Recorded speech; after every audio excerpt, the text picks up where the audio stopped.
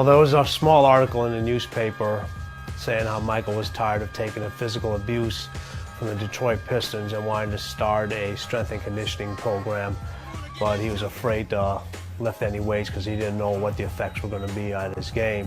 And I actually contacted the team physician and the athletic trainer at that time, met with both of them to explain my philosophies, and they introduced me to Michael. And Michael said, you know, we'll try it out for 30 days, and 30 days turned into 15 years. Michael's mindset into training was extremely unique. I mean, the most competitive individual I've ever met, never wanted to lose at anything, always felt like somebody else was going to outwork him, so he wanted to outwork them. Knew what his weaknesses were, knew what his strengths were. He had a big thing where he used to say, hey, listen, I'm going to turn my weaknesses into strengths.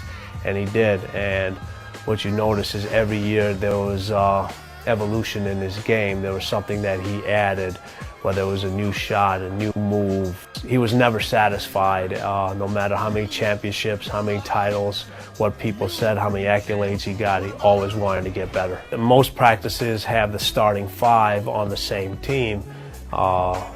Practices where Michael's at, they always had Scotty on the other team because Michael wanted to go against the best defender and the best player or the second best player on the team.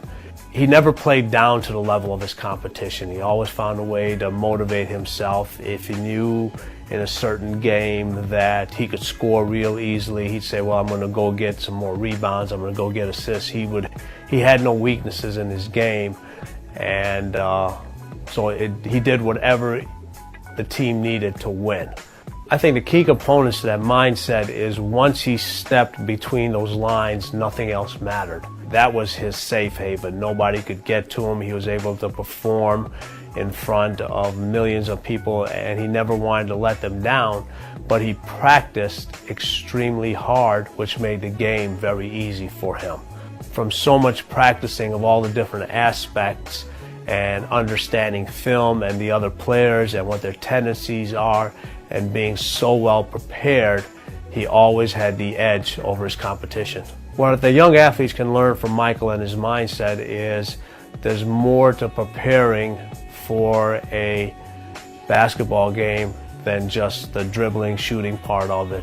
There's knowing what the weakness and strengths of your opponent is, what the opposing team is, what your players are capable of doing, what they're not capable of doing, what you can do to enhance their abilities. It's a job, okay? It's a job just like every other one, and the more you're prepared for it, the better you will be at it.